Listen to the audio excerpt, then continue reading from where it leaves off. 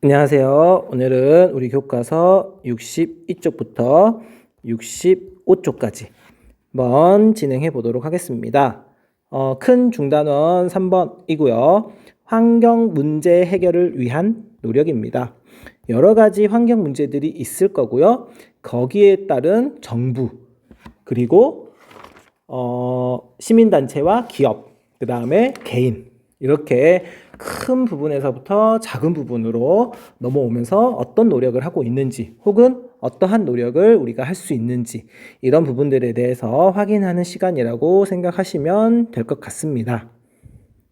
우선 학습 목표를 보시면 환경 문제를 해결하고자 정부, 시민단체, 기업이 노력한 사례를 조사하고 개인적 차원의 실천 방안을 제안할 수 있다. 자, 우선 여기까지가 오늘의 수업 목표가 되겠죠? 환경 문제를 해결하고자 정부, 시민단체, 기업이 노력한 사례를 조사하는 것입니다. 우리 책에 이제 보시면 다양한 나라 혹은 다양한 단체, 기업에서 하는 노력들의 사례가 실제 나와 있습니다. 여기에 나와 있는 것 말고도 여러분이 혹시 더 조사할 수 있다면 좋을 것 같아요. 내용을 한번 보겠습니다. 오늘은 기다리던 현장 학습 가는 날. 식탁 위에는 엄마가 만드신 김밥이 놓여 있다. 도시락 용기와 일회용기 중 어디에 김밥을 담아줄까? 라고 어머니께서 물었습니다. 여러분은 어디에다 담아 가시겠습니까? 잠시 후 나는 어느 용기에 담긴 김밥을 가방에 넣었다. 당연히 환경 문제 해결을 위한 노력을 한다라면 도시락에다가 싸야 하겠죠. 그래서 일회용 용기에 김밥을 담아 간다면 식사 후 용기를 버리고 올 수 있어서 편하겠죠. 하지만 일회용 용기는 자연 상태에서는 잘 분해되지 않아서 환경을 해친다라는 점을 생각을 한다면 불편하겠지만, 도시락을 다시 싸가지고 온다라는 게 불편하겠지만, 이게 어떻게 생각한다면 환경 문제를 위해서 우리가 실천할 수 있는 하나의 작은 내용이 될 수 있지 않을까 합니다. 환경 문제 해결을 위한 첫 번째 정부의 노력부터 살펴보겠습니다. 오늘날 지구촌 곳곳에서 환경오염 및 파괴가 심화되면서 생태계의 안정이 위협받고 있다. 이러한 문제를 해결하고 인간과 자연이 공존하려면 정부와 시민단체, 기업, 개인 모두의 노력이 필요하다. 먼저 정부입니다. 정부는 환경 관련 법과 제도를 마련을 하는 거. 자, 법과 제도를 마련을 하는 건 개인이 할 수 있는 내용은 아니잖아요. 이제 정부가 할 수 있는 부분이겠죠. 법과 제도를 마련을 한다. 이제 법을 만드는 거는 행정부의 노력이기도 하겠지만, 여기서 말하는 정부는 국회를 포함을 한다라고 여러분이 생각하면 좋겠죠. 제도를 마련을 하여 시행함으로써 기업과 국민이 이를 실천하도록 한다. 예를 들어 정부는 환경오염 발생을 규제하는 측면에서 오염물질을 배출하는 사업자나 소비자를 처벌하거나 부담금을 부과하기도 한다. 또한 환경오염을 예방하는 측면에서 친환경 사업자에게 국가 보조금을 지급하거나 각종 개발 사업 시행 이전에 환경 영향 평가 등을 통해 환경오염을 최소화하고자 합니다.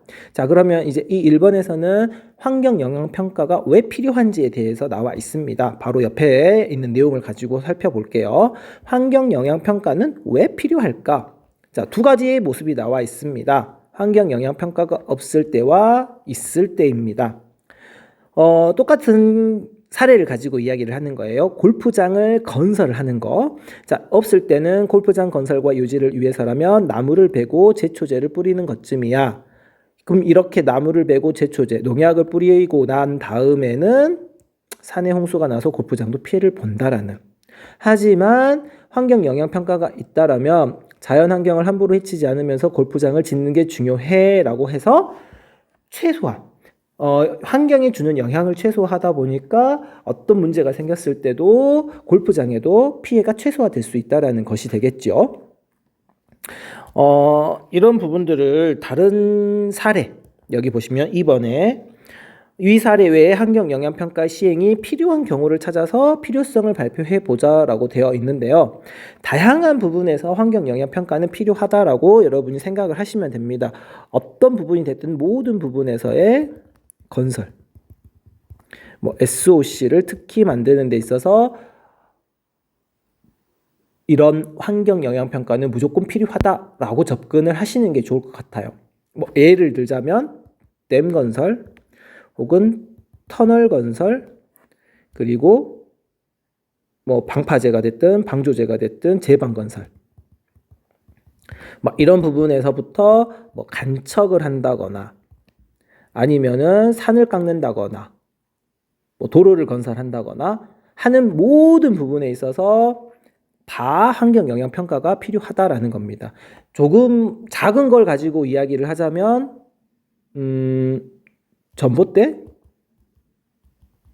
근데 이제 우리 주변에서 볼 수 있는 그 동그란 전봇대 이런 거 말고 송전탑 있잖아요. 송전탑. 송전탑은 이제 고압의 전류가 흘러가는 지역이기 때문에 송전탑 근처에 있으면 그 전기의 영향을 받는다라고 이야기를 하거든요. 그러면 식물뿐만 아니라 동물들도 그 전기의 영향을 받아서 실제로 송전탑 주변에 살고 있는 동물들, 가축들 같은 경우에는 기형 출생이 많다라는 문제점들이 있거든요. 이런 부분들 때문에 환경 영향 평가가 필요하다라는 것을 사례를 바탕으로 해서 이야기를 한다면 충분히 답이 될 수가 있다라고 선생님은 생각을 합니다. 자, 다음 본문 내용 두 번째입니다. 이 밖에도 정부는 친환경 제품에 관한 정보를 소비자에게 제공하거나 친환경 산업을 육성하고 청정 과학기술과 에너지의 연구 및 개발을 장려하기도 한다. 한편 오늘날 환경 문제는 여러 국가에 영향을 끼치므로 국가 간의 협력을 통해 해결해야 한다는 인식이 확산하고 있다. 이에 따라 정부는 기후변화와 같은 전 지구적 차원의 환경 문제에 공동으로 대응하려는 노력에 동참하고 있다. 이렇게 적어져 있는데요. 가장 대표적인 게 바로 기후변화 협약입니다. 이게 과거에는 이제 이 기후변화 협약이 리우선언이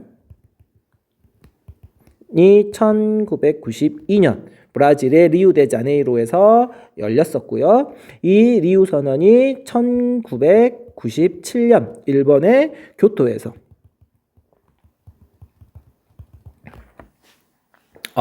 리우 선언에서는 말 그대로 이거를 생각하시면 될 것 같아요. 리우 선언은 우리 모두 지구온난화를 막자, 그러니까 이산화탄소 배출을 많이 줄이자라고 선언한 겁니다. 세계 여러 나라 정상들이 모여서. 근데 이거는 말 그대로 우리 이산화탄소 줄입시다라고 말만 한 것이고요. 교토 의정서는 하나의 종이에다가 서명을 한 거죠. 어떻게 생각하면 일본의 교토에서 모여가지고 이걸 했고요. 이게 이제 효력이 끝나면서 파리 기후 협정입니다. 이게 아마 2015년에 파리 기후 협정 혹은 정자 대신에 협약. 이게 이제 순서대로 이루어지는 거죠. 이런 부분들이 지구적 차원의 환경 문제에 대응하려는 노력이 될 수 있다라는 걸 여러분이 생각을 하면 될 것 같아요. 그 다음에 이제 친환경 사업 같은 경우에는 다양한 부분들이 있겠지만 대표적인 게 태양광이라든지 신재생 에너지, 풍력 발전을 통한 것들도 마찬가지가 될 수 있겠죠. 이번 정부에서도 태양광뿐만 아니라 풍력 발전소를 대규모로 건설하려고 하는 내용들을 정부 정책으로 펼쳐주는 모습들, 이런 부분들을 가지고 우리가 조금 생각을 하면 쉽게 와닿을 수 있지 않을까라고 생각이 됩니다. 그리고 이제 아래쪽에는 이런 내용이 나와 있어요. 자전거 도로를 설치하는 등 기업이나 개인이 하기 어려운 역할을 담당한다라고 되어 있는데, 이 부분은 선생님이 알기로는 이제 그 4대강 사업을 하면서 강 주변에다가 엄청나게 많은 자전거 도로들을 만들어 줬거든요. 이제 그 부분은 어떻게 생각하면 선생님이 약간 그 정책을 시행했던 정부에 대해서 조금 안 좋은 감정이 많아서, 아니면은 말도 안 되는 정책을 펼쳐서, 특히 이제 4대강 사업 같은 경우에 조금 너무 돈을 바라고 사업을 시행하지 않았나라는 생각이 많이 들어서 비판할 점들이 많은데, 이 부분은 선생님이 조금 이따가 쌍방향 할 때 다시 한 번 더 이야기를 해드릴게요. 자, 왼쪽 날개에 보시면 환경영향평가 제도라고 해가지고 나와 있습니다. 각종 개발 사업이 시행되기 전에 환경에 미치게 될 영향을 예측하고 평가하여 환경에 끼칠 부정적 영향을 줄이는 방안을 마련하는 제도이다. 우리나라를 비롯한 세계 각국 정부에서 자국의 사회 환경과 특성을 고려하여 다양한 형태로 시행하고 있다라고 되어 있는데요. 언제 처음으로 시행이 되냐면 1969년 미국에서 처음으로 제도화됩니다. 자, 미국에서 최초로 제도화한 게 바로 환경영향평가 제도가 되겠고요. 참고로 우리나라는 1977년에 도입이 됩니다. 자, 우리나라는 1977년도에 도입이 되고요. 이 환경영향평가법을 제정하여 본격적으로 실시한 건 1993년이 됩니다. 이제 법 제정 실시는 1993년입니다. 해서 이 정도는 여러분이 이번 시간에는 살짝 알아주시면 좋을 것 같아요. 자, 자료 2번에는 세계의 다른 나라들, 이제 우리가 정부의 역할이라고 했기 때문에 각 나라들에서 어떻게 이제 하는지를 비닐봉투를 사용하는 걸 가지고 이야기를 하고 있는데요. 1960년대 초에 개발된 쇼핑용 비닐봉투가 환경오염의 주범으로 떠오르고 있다. 비닐봉투 9장을 만드는데 드는 석유로는 승용차 한 대가 1km를 달릴 수 있다라고 합니다. 1km를 달리는데 들어가는 석유, 이제 그거야 이제 차마다 조금 다르긴 하지만 리터에 보통 10에서 20km 사이 정도 간다라고 했었을 때, 그러면 1km를 달릴 수 있다라고 한다면 한 100ml에서 혹은 50ml 이 정도가 있어야 비닐봉투 한 장을 만든다라는 거죠. 또한 비닐이 분해되는데 수십에서 수백 년이 걸리고 이때 발생하는 이산화탄소가 기후변화의 원인이 됩니다. 비닐봉투가 바다로 흘러들어 해양 생태계를 위협하기도 하고요. 이에 따라 세계 각국은 비닐봉투 사용을 규제하는 제도를 시행하고 있는데 4개의 나라가 있습니다. 우선 첫 번째 방글라데시입니다. 버려진 비닐봉투가 배수시설을 막아 심각한 홍수 피해가 발생하자 2002년 비닐봉투 사용을 전면 금지합니다. 실제로 방글라데시는요, 국토 면적의 80%가 홍수에 취약한 지역입니다. 거의 국토 면적의 대부분이 범람원 혹은 삼각주에 위치한 지역이다 보니까 비가 많이 내렸을 경우에는 큰 피해를 받게 되고요. 참고로 이 지역으로 흘러가는 강이 겐지스강 하구에 위치하고요. 겐지스강 상류에 위치한 지역, 이제 방글라데시라는 나라를 위치를 살펴보면 이렇게 생긴 인도라는 나라, 스리랑카라는 나라, 그럼 여기 사이에 있는 이 아래쪽에는 이제 미얀마 이런 나라들이 있고요. 이 위쪽으로는 히말라야 산맥이 존재하는데 여기 빗금친 지역이 방글라데시 지역이 되겠고요. 여기 히말라야 산맥의 위쪽에 있는, 참고로 이 지역이 인도의, 참고입니다, 빨간색 지역이 인도의 아삼 지방인데 이 아삼 지방이 가지고 있는 타이틀 중에 하나가 바로 무엇이냐면 세계에서 강수량이 가장 많은 지역이에요. 자, 강수량이 엄청나게 강수량이 엄청나게 많은 지역이 하류에 위치한 나라이다 보니까 홍수가 빈번하게 발생합니다. 그런데 이 비닐봉투가 배수시설을 막아서 더 많은 피해가 생기기 때문에 완전 금지를 시켜버린 거죠. 다음, 오스트레일리아 같은 경우는 비닐봉투를 유로로 전환한 후 장바구니나 가방을 이용하는 소비자의 비율이 73% 증가합니다. 물론 우리나라도 비닐봉투를 장당 20원씩 내야 되잖아요. 그래도 우리는 그런 거 신경 안 쓰고 막 사잖아요. 유럽연합은 2015년에 비닐봉투 사용 금지 법안이 통과되어 1년간 1인당 비닐봉투 사용량을 2025년까지 40개로 줄이기로 했다고 합니다.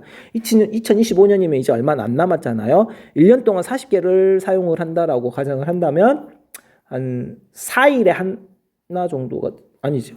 어떻게 되죠? 10일에 한 개? 9일에 한 개 정도 되겠죠. 9일에서 10일에 한 개 정도. 한 개를 가지고 한 9일에서 10일을 써야 된다는 소리가 되는 거고요. 우리나라 같은 경우에는 1990년대부터 비닐봉투 사용 규제 정책을 운용을 하고는 있지만 매년 증가하고 있다라는 게 문제가 되는 거잖아요. 이런 거 외에도 여러분들이 한번 조사를 한다면 좋을 것 같아요. 다른 물론 이제 환경보호 정책이라고 되어 있기 때문에 세계 여러 나라들에서 어떤 것들을 하고 있는지를 한번 생각을 하면 좋을 것 같은데, 뭐 뉴질랜드라든지 아이슬란드 같은 경우에는 지열 발전, 뭐 석탄 화력 발전을 이용하는 게 아니라, 그러니까 뭐 석탄이나 석유나 천연가스를 이용한 발전이 아니라 뭐 지열 발전으로서 혹은 신재생 에너지를 이용하는 비율을 높인다거나, 뭐 우리나라 정부에서도 신재생의 비율을 높이겠다, 뭐 이렇게 이야기하는 부분들이 어떻게 생각하면 뭐 지구 온난화를 막기 위한 하나의 노력이 될 수 있다. 뭐 유럽 연합 같은 경우에는 백열 전구의 생산을 뭐 금지하는 거, 뭐 에너지 절약 전구인 형광 램프를 도입을 한다라는 거, 뭐 이런 부분들이 뭐 다양한 측면으로 이야기가 될 수 있겠습니다. 여기까지는 정부에 대한 노력이었고요. 다음 페이지입니다. 환경 문제 해결을 위한 시민단체와 기업의 노력입니다. 우선 첫 번째, 시민단체의 노력인데요. 시민단체는 환경 문제를 해결해 나가는 과정에서 정부와 시민, 기업과 시민, 시민과 시민을 잇는 다리 역할을 담당한다. 이제 교섭단체의 개념이라고도 할 수 있겠죠. 시민단체는 환경오염 유발 행위를 감시하거나 환경 친화적인 행위를 하도록 지원하기도 하는데, 그 가장 대표적인 모습이 바로 이런 모습인 거잖아요. 감시의 기능과 지원하는 기능인데요. 감시. 정부와 기업이 환경 오염을 유발하는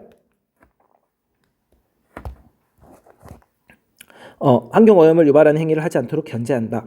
정부 정책이나 기업 활동이 환경에 부정적인 영향을 미칠 때는 반대 여론을 형성하여 정부와 기업에 압력을 행사하는 압력단체로도 활동을 하고 있습니다. 이런 시위를 보여주고 있는데, 다음 페이지 보면은 대표적인 곳이 바로 그린피스. 여기 보시면 1979년에 창설된 그린피스는 각국의 지부를 둔 영향력 있는 국제적인 시민단체다. 그린피스는 반핵 군비 축소, 남극 보호, 에너지 절약과 재생 가능한 에너지 개발, 산림 보호, 해양 생태계 보호 등을 주요 활동 영역으로 설정하고 있다. 2014년에 그린피스는 세계 어린이들과 함께 엘사에 압박을 넣어 북극에서 석유 시추할 예정인 S사와의 협력 관계를 해지하겠다는 약속을 받아냈다.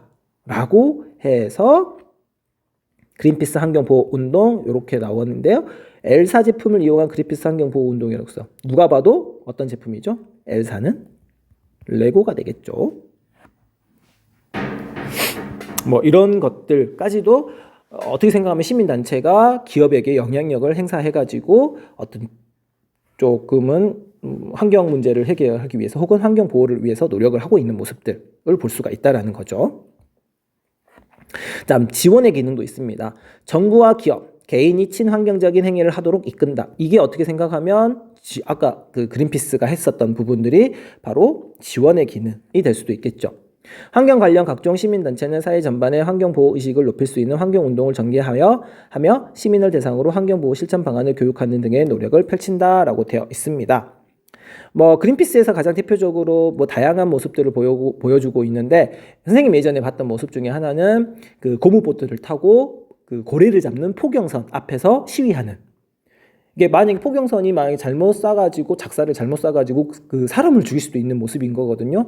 그 고래 옆에서 그린피스 대원들이 고무보트를 타고 막 이렇게 활동하는 모습들, 그리고 이제 플래카드 같은 거 막 들고 막 이렇게 완전 진짜 적극적으로 그 감시하는 모습들을 보여주는 단체가 바로 그린피스입니다. 물론 이런 단체들 말고도 또 다른 이제 단체들이 매우 많이 있습니다. 여러분들도 한번 찾아보면 좋은데요. 뭐 내셔널 트러스트 이런 부분들도 있고요. 아니면 야생 조류 습지 트러스트, 런던 습지 센터, 뭐 다양한 단체들이 있다라는 걸 여러분이 한번 생각을 해보면 좋을 것 같습니다. 다음 두 번째는 기업의 노력입니다. 오늘날 많은 기업은 환경오염의 원인 제공자라는 기존의 인식에서 벗어나고자 친환경 경영을 추구하는 등 여러 가지 노력을 기울이고 있다. 기업은 이유뿐만 아니라 환경에 끼치는 영향을 종소리 끝나면 다시 시작할게요.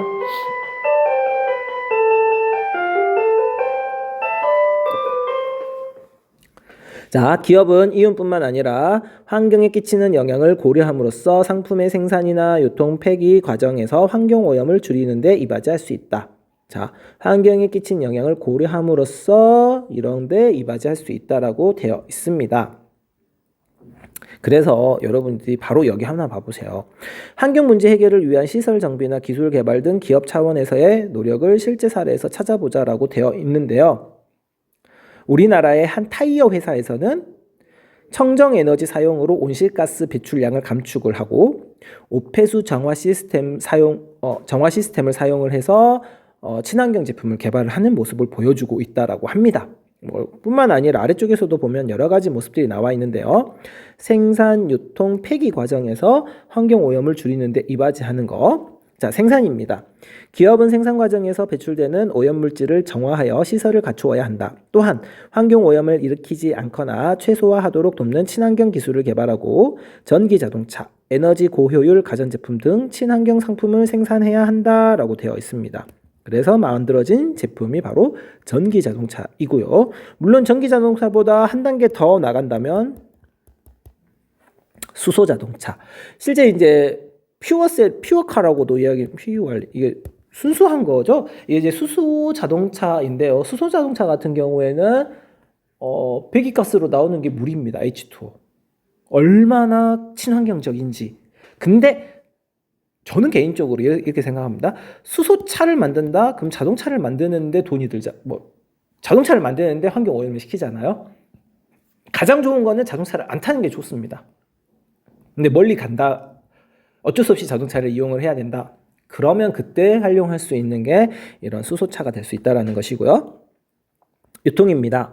기업은 상품 유통 과정을 간소화하여 유통 단계에서 사용되는 화석 연료를 줄이기 위해 노력해야 한다. 또한 소비자들이 친환경 제품을 더욱 쉽게 이용하도록 판매점에서 친환경 상품을 우선 공급하거나 진열해야 한다라고 되어 있어요. 그래서 이런 부분들도 나와 있고 우리가 제품에 보면은 CO2 발생량이 적어진 제품들도 있습니다. 이런 것들을 최소화시키는 것들이 어떻게 생각하면 유통 과정이 되겠고요. 이 비슷한 개념으로 나온 게 바로 로컬푸드 운동이 되는 거죠.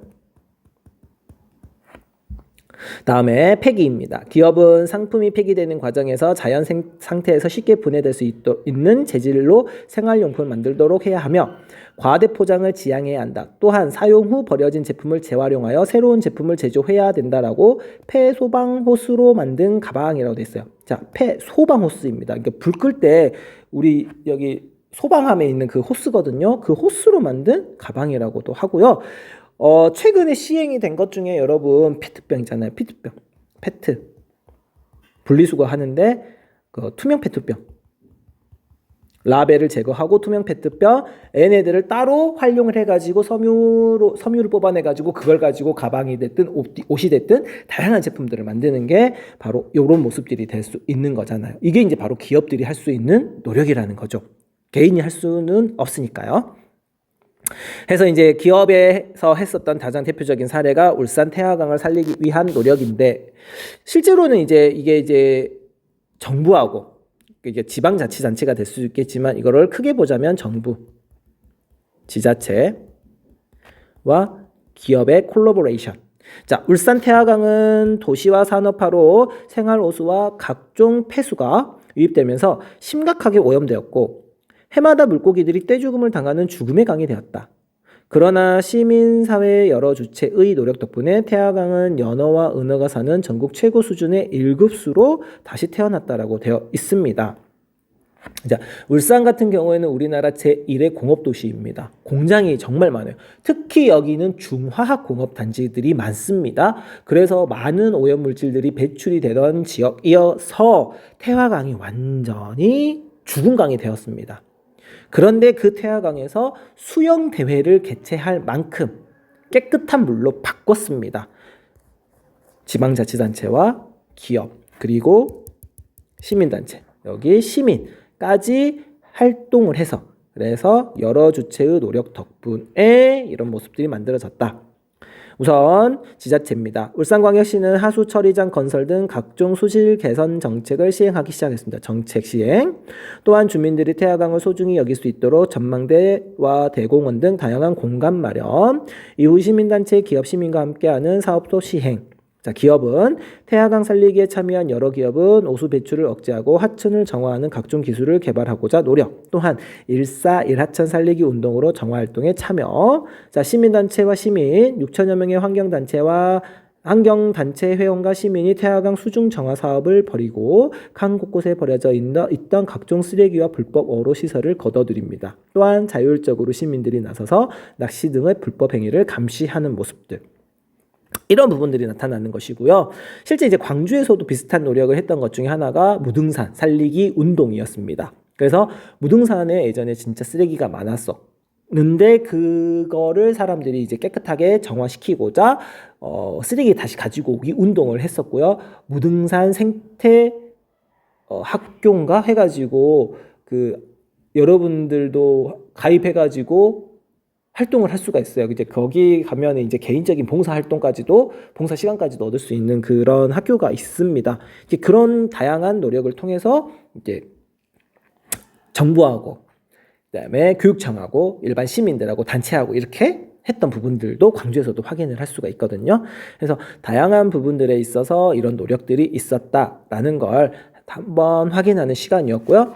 다음 시간에는 우리 교과서 66쪽부터 해가지고 이제 개인적인 차원의 실천 방안에 대해서 간단하게 확인하는 시간을 갖도록 하겠습니다. 이렇게 해서 오늘 수업 마치고요. 부족한 부분들은 이따가 다시 한 번 더 설명해 드리도록 하겠습니다. 그럼 여기까지입니다.